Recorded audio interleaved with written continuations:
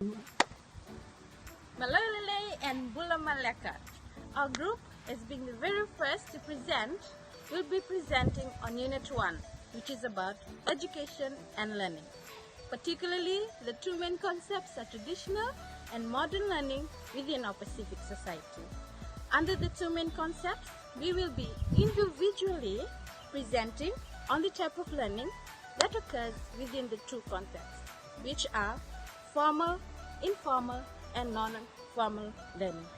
Sit back, relax, and enjoy our video. Hello, Mbulubunak everyone. My name is Absak Burapin. There are different contexts in different systems. In traditional education, there is informal, non-formal, and formal learning. Today, I'll be explaining on informal learning. What is informal learning? Informal learning, it is in indigenous communities and it contains what we call indigenous knowledge skills. Most education models in traditional Pacific context is of an learning type. From experiences that are experienced outside organized types of education, learners continue their learning. Furthermore, learning informally within a traditional context is not time, place, bound, but rather learning spontaneous. Simply, it is not forced on anyone to learn, but rather voluntary. Thus, whatsoever is learned and is designed to be useful or practical. Purpose of traditional learning for cultural maintenance and continuity of survival. Here they are able to observe, copy, and imitate a more knowledgeable being on a certain skills. Actively participating in activities carried out within the society.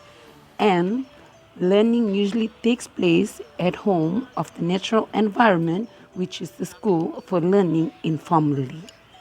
My name is John. I'm 21 years old. I'm from Fulangalau. Certain artifacts, I have certainly displayed most of the artifacts that were used back in the days, like tunnels, weapons. These skills, it was passed down from our grandfather back in the days, and yeah, it was the benefits. It's a source of income for our family. Hello everyone, my name is Tony and I will be talking about informal learning in a modern context or education. This type of learning refers outside of a formal learning in an environment like university, school, college. Informal learning happens in our daily life, daily activities, and also life experience. It is not structured, has no curriculum, and does not lead to certification or any other qualification. There is no limitation because it is a lifelong process by which we undertake ourselves to teach, learn, understand skills and knowledge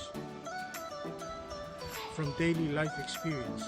Informal learning can come in many forms such as internet, watching a video,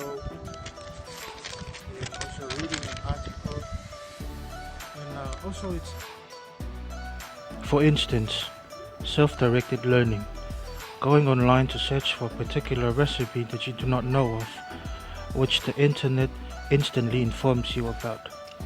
Upon accessing the internet, you are able to learn what was once unknown to you. This also applies to watching videos, advanced technologies, televisions, and My name is Marilita and I will be talking on the topic non-formal learning in traditional context. These are short-term courses offered through organizations and also in a community. It's offered through the integration of economic and cultural activity. It is a worthwhile learning, usually takes place outside of the classroom. And also the teachers and the instructors are the elders of the society, and the skills learned will be useful in the future for children. And also learning arises through observation and imitation, and learning is organized. Example of non-formal education are children learning how to build canoes and houses, cultural activities such as dancing, oratory, and religious practices.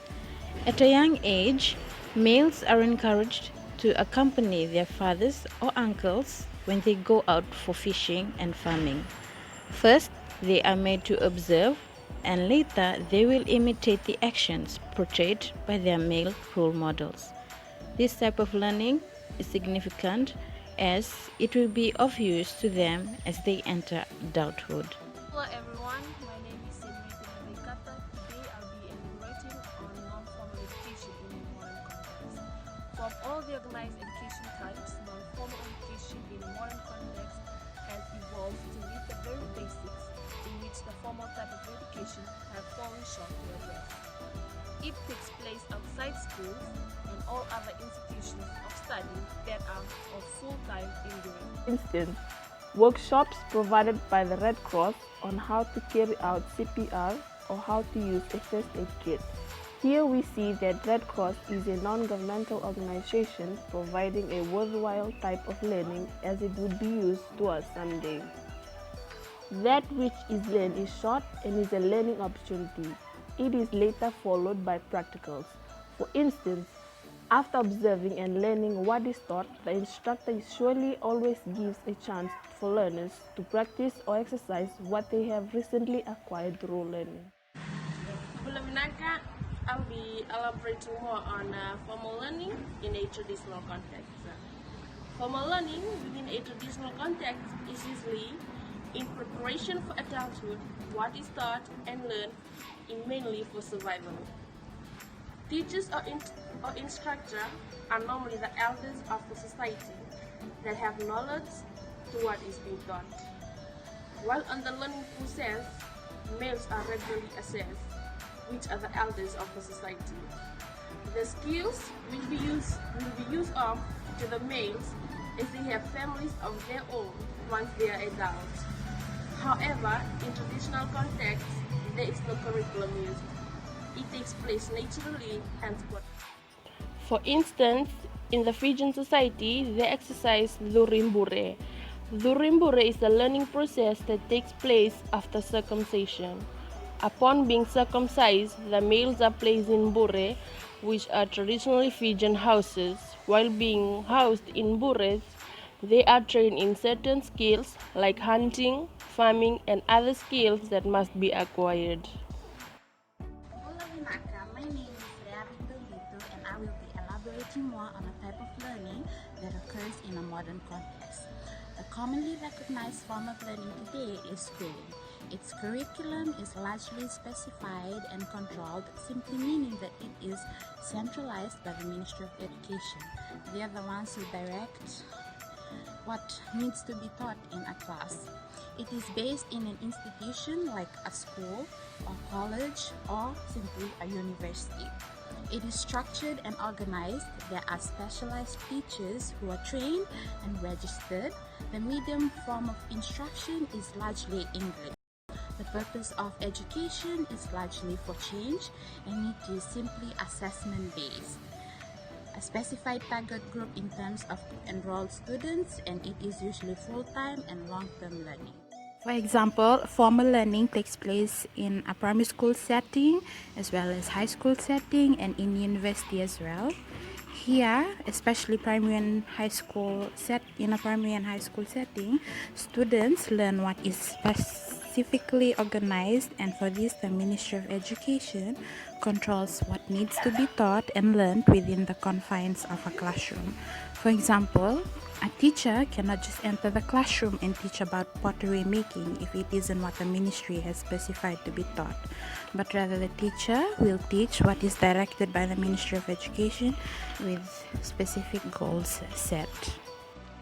To summarize, in this unit, we have acquired an understanding that before arrival of Europeans with their introduction of a modern schooling system, education had existed before in the Pacific.